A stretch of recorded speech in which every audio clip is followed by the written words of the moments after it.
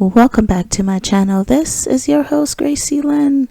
We are en route out of Egypt as God takes Egypt out of us, entering into the space of prayer and deliverance.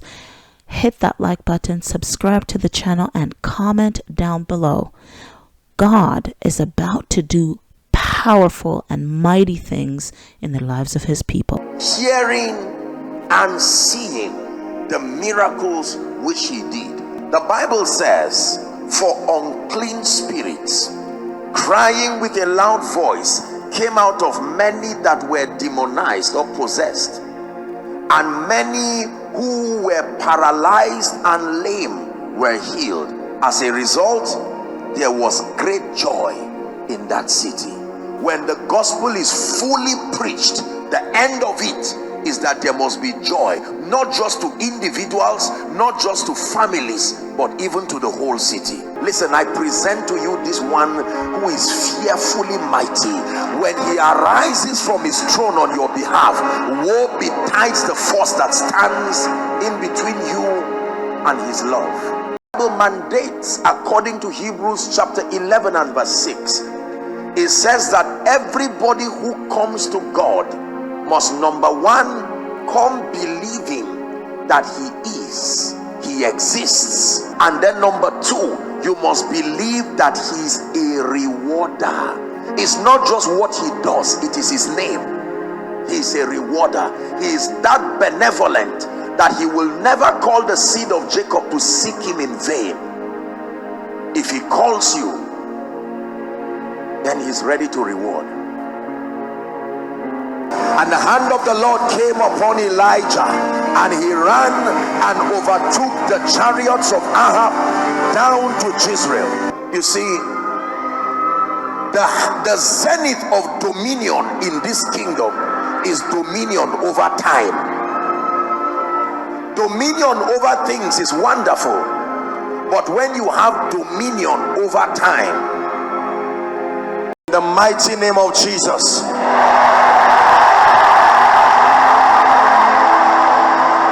in the mighty name of Jesus,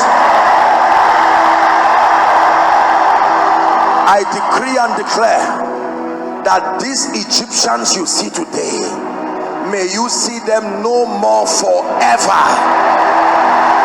You will see them no more forever.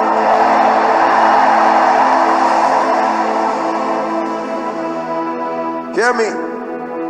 Every spirit that is back of the challenges here written, we command their final exodus from your life.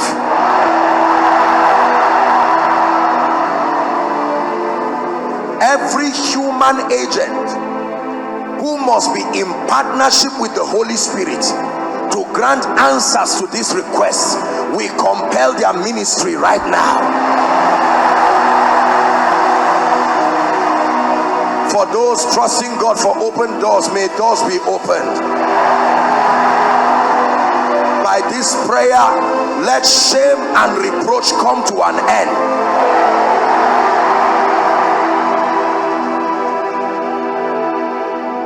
Hear me.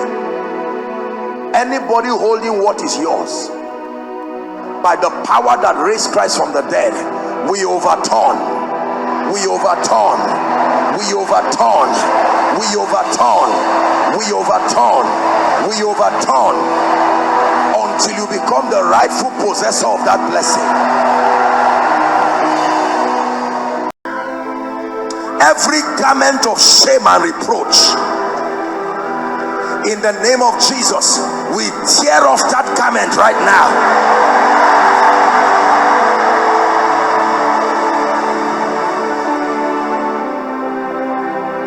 Prophetically, I stand upon this prayer request. Everything that has stood upon your life to cause you stress, I bring it under the feet of Jesus. I bring it under the feet of Jesus.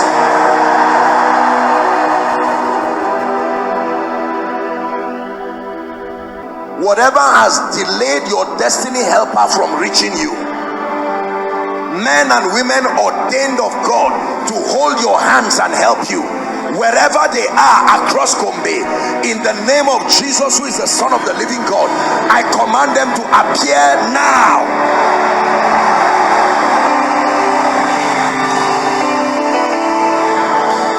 Hallelujah. In the name of Jesus Christ, I release upon you the grace for structural establishment.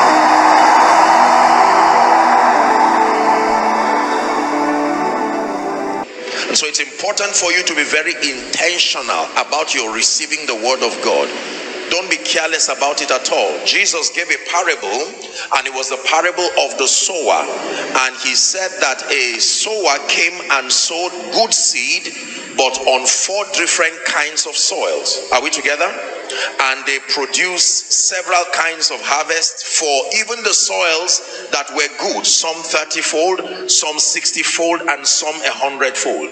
That means it is the responsibility of every believer to open up your heart, because the Bible tells us how to be a good soil. It says the one that fell on good soil are they that heard the word and understood it. So your hearing and your understanding is what makes you a good soil. Listen carefully, please. In the beginning, God created the heavens. Then he created the earth, 2 dimensions. And then the Bible says, verse 2, many things happened, and as a result the earth was dark, void, formless, and then the Spirit of God hovered around the earth. Now study the progression. In the beginning he created.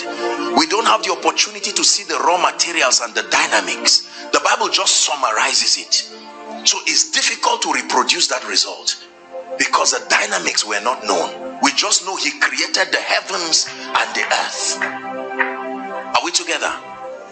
Now he breaks it down in verse 3, that for your information, this is how creation starts. Light be. Light be. And he said and he saw, because there was light, not because he spoke. And he said, light be.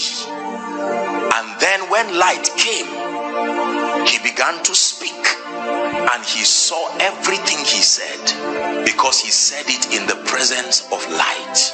Every time you meet the days of adversity, every time you meet seasons that are uncomfortable in your life, there are biblical keys that are the roadmap for you. I give you a guarantee by the integrity of the word of God. If you follow, they will inevitably bring you triumph and victory above, out of, and over any situation whatsoever. Are we together? The first key, listen carefully, is the revelation of the love of God. You must have a strong revelation of the love of God. Please pay attention. You must draw your strength from the fact that you are his beloved. You want to write that down? Beloved. That he loves me. Very simple statement, but it's powerful. If you know anything about people who are in love, there is nothing they will not do for one another. So the awareness and the consciousness that I am not only his son, but I am also his bride. His jealousy is there to defend me. 1 John chapter 3 and verse 1. Let's look at a few scriptures. You want to live the life of an overcomer? The Bible says, behold what manner of love the Father has bestowed upon us.